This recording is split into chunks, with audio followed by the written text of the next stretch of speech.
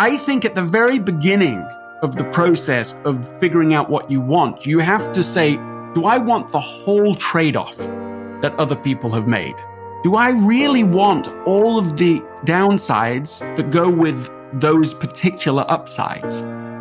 I think that's such a liberating place to begin. You really immediately push past that totally false and unhelpful thinking and instead say, what is it I was built to do, born to do? What did I come here to do?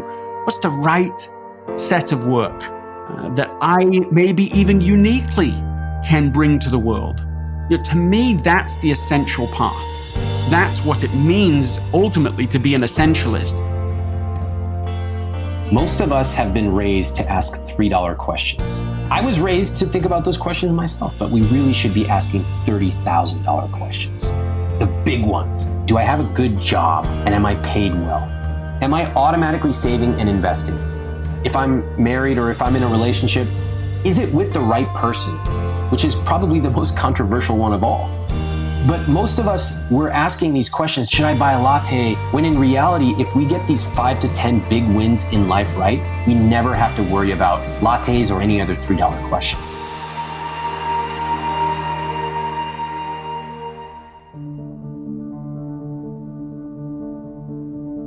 No matter how good we have it, we always want something more. And I think that's just the way we evolved. I think it's probably pretty good for our survival as a species and pretty bad for our happiness as an individual. But we're stuck with it. There's nothing we can do about it. So sometimes going after more is good for us. Sometimes it's got minimal consequences, such as when we eat that second donut. But sometimes it can have devastating consequences, such as when we're unfaithful and put a long-term relationship at risk. So I think that we go through life to some degree needing to be aware of these dopaminergic urges and realizing that they are primitive emotional urges and that it's necessary for us to use our sophisticated ability to reason to test these urges and say, is this really something I want to do? And if the answer is no, then we're faced with a very hard task of fighting against our dopamine circuits. It's not an easy thing to do. We often fail, such as when we cheat on a diet or cheat in a relationship or drink more than we should or all kinds of other things.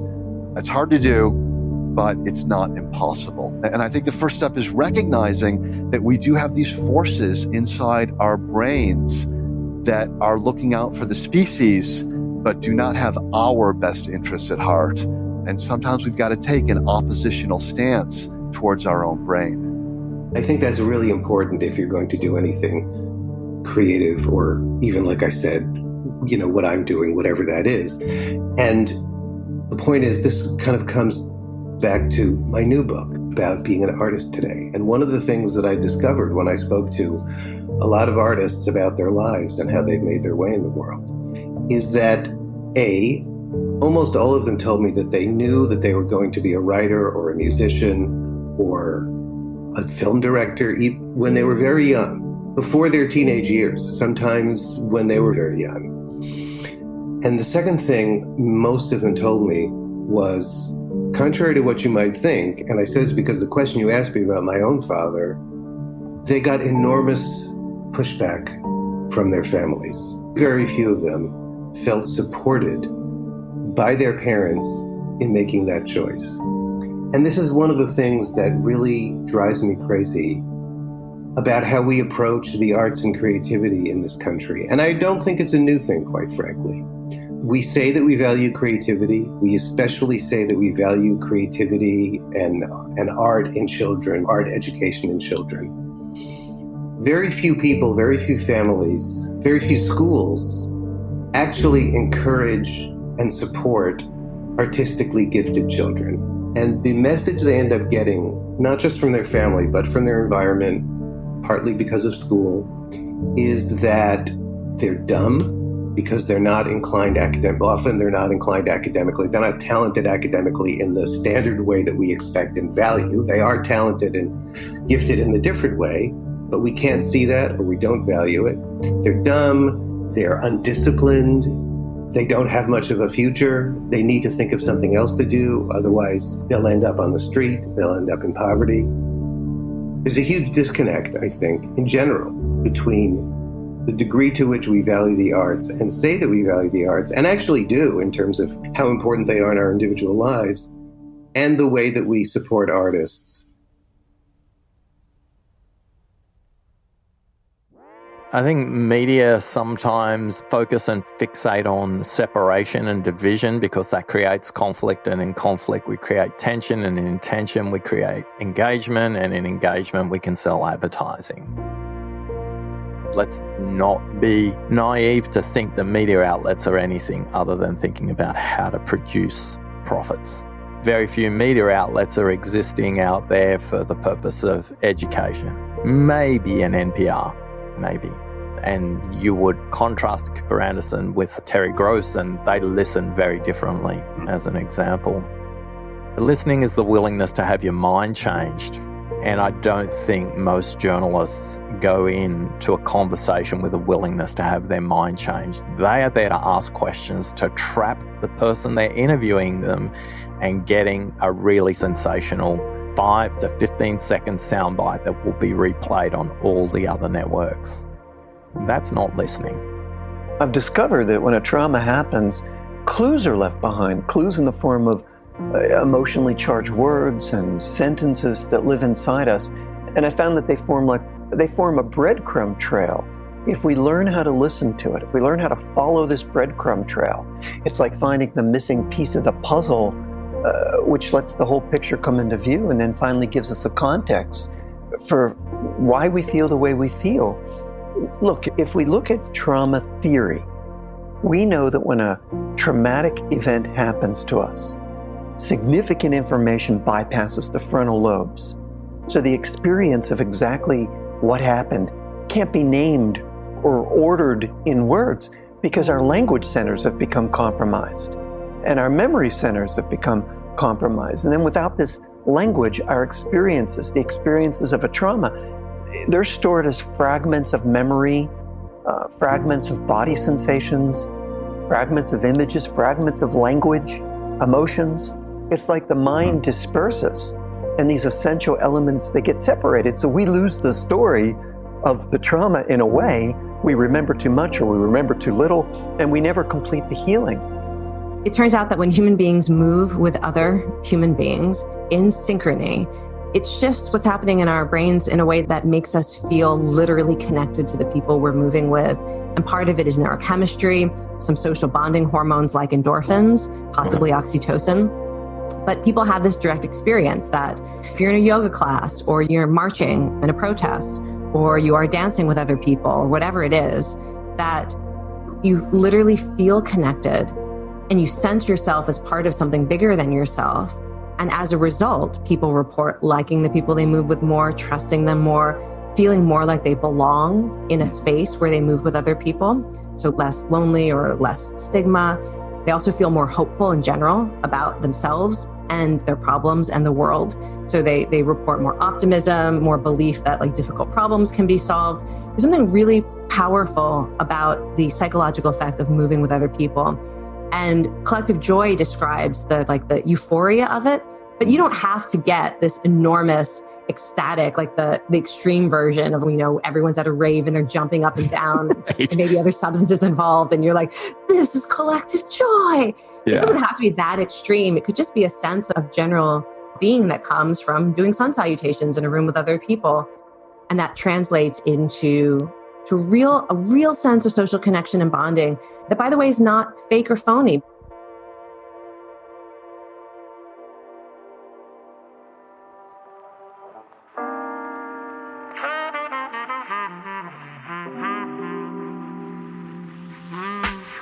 People that want to do sex work for the real reasons, they feel compelled to either caregive or perform, provide a source of entertainment, an outlet for people. it's our job. It's not who we are. We don't go around having sex with people that are, But I just want people to know, first of all, I understand if you judge us. I understand this might not be your choice career for a daughter, a sister, a friend, and that's fine. But please know that most of us that are in this career, it's our choice and it's on our terms. We are taxpayers. We're doing it legally and safely, and we value our work. And it's okay if you don't, but we are legal sex workers and do deserve respect. When you realize the power that your sexuality has as a woman, that's quite powerful in itself.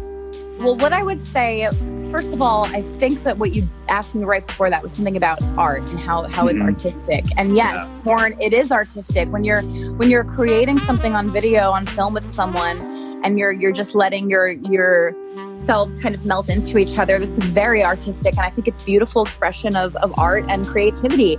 In terms of this last question you just asked me, women. I don't think women should give guys a hard time for watching porn, and you shouldn't judge guys for watching porn. First of all, anyone can, do things in excess, and once it becomes like a problem, that's a whole separate conversation. But it's okay for guys to watch porn. It's okay for women to watch porn. It's okay to watch porn as a couple.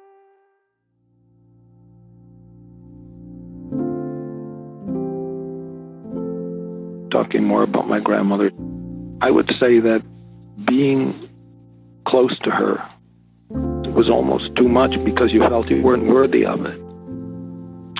When she hugged, you felt anointed.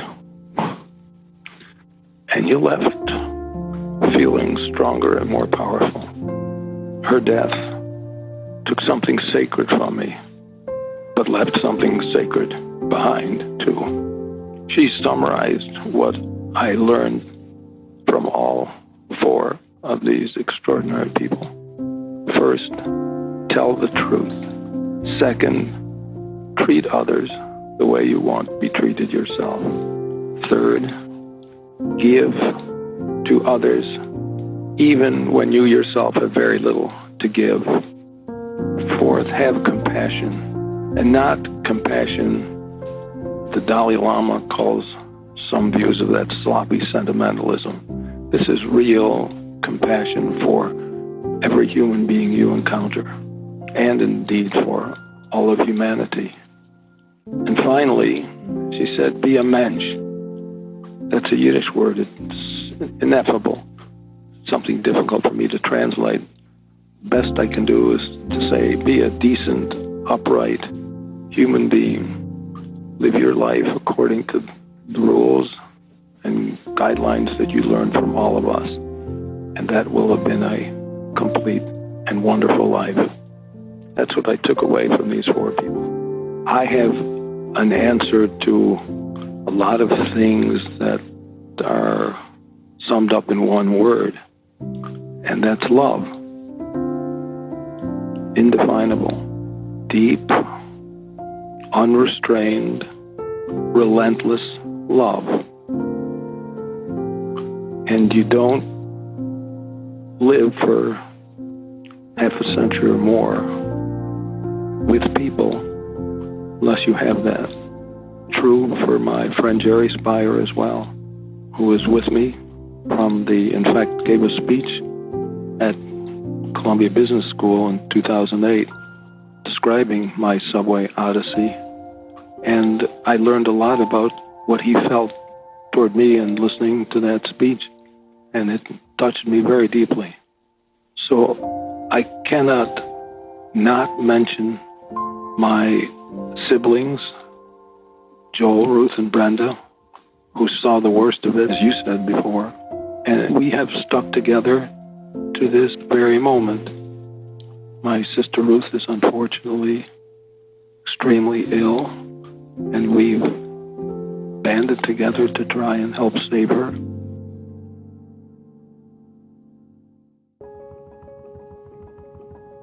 I think the genesis of today's workday comes from the Industrial Revolution. Henry Ford was like, I can teach somebody to sit in this stool and turn this crank, and we're going to make 1,000 Model Ts, and they're not doing anything with their mind, so it's totally possible for me to require that person to sit there for 8 hours. Now, we still have this idea that we need to sit at a desk. Sometimes doing some really high level work and other times doing mindless, inane, copy paste madness. And there's no reason for us to be doing that anymore. It probably sounds crazy when I say that, hey, I think in the future we're going to be working 4-hour workdays. But the reality is, when we do really deep, meaningful, creative work, I don't think that we have much more than a 4-hour bandwidth. No. I personally can't give that much deep work time. Really, then that means that the other time that I would have spent working would have just been doing mindless, robotic type processes. Why in the world am I doing that when there are ways that I can automate those things? Hard part is, as entrepreneurs, we're taught to tone out other voices and to just listen. In some ways, we have to rely on ourselves, listen to our own inner voice, and do things that go against the grain. And so it becomes a double-edged sword, though, if we're unwilling to learn from our failures. And so if all we do is we get back up and we pick ourselves up and we say, hey, I'm going to go back and do the exact same thing that didn't work. But it's a humbling experience. I think you hit the nail on the head. Tightrope walk is exactly how I would describe it. You have to tune out a certain level of disparaging, comments that come from people who aren't in your position. And at the same time, you can't keep your blinders off indefinitely, right? You have to, barrel forward in the face of adversity, yet still be flexible to steer a little bit and find the right fit. So yeah, it is a tightrope walk. It's all about the science of small, simple steps, that I believe that a lot of people make things bigger in their mind, and that's why they don't take action consistently. And so you need to ask yourself, what is the tiniest action I can take to make progress towards this goal where I can't fail? I would actually challenge everybody, and I would say one thing you can do right now, a small, simple step. We talk about how children are such wonderful learners. Even when they're first learning how to walk, they could fall countless times, but after the 17th time, they don't say, okay, forget about it. I'm just going to crawl the rest of my life. But sometimes as adults, we'll take a coding class or karaoke or a salsa class or something, and then we'll get to have an experience, and then we won't pursue it anymore. And so these lies have to go through a process of unlimiting. So at the beginning, my comfort zone ended whenever I experienced a little bit of fear. Like, I want to go in this direction, I have a little bit of fear, then I'm switching gears. I'm not going in that direction. That's simple. I'm not willing to experience fear. And there's that term for this, is phobophobia, which is fear of being afraid. I wanted to avoid feeling the feeling of fear. And so that was the end of my comfort zone. And now that is the beginning of my comfort zone.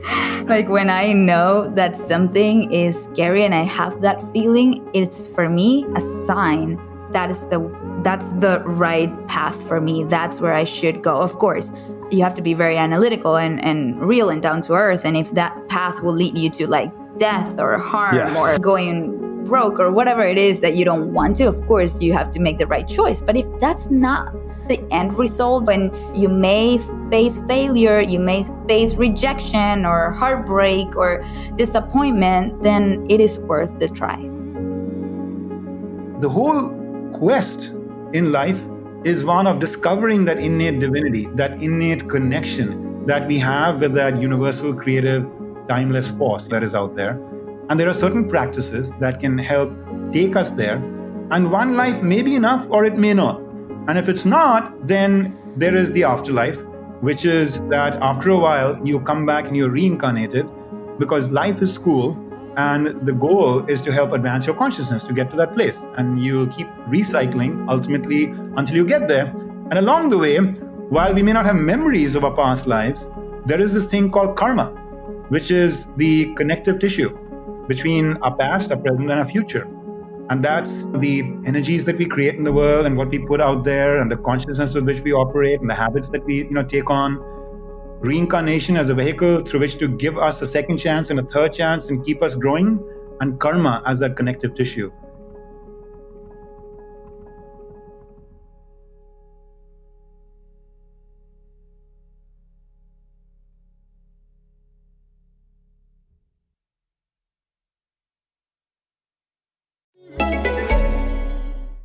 Innovation, resilience, agility.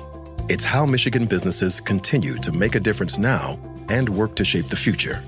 Join us and make your mark where it matters. Visit michiganbusiness.org/radio.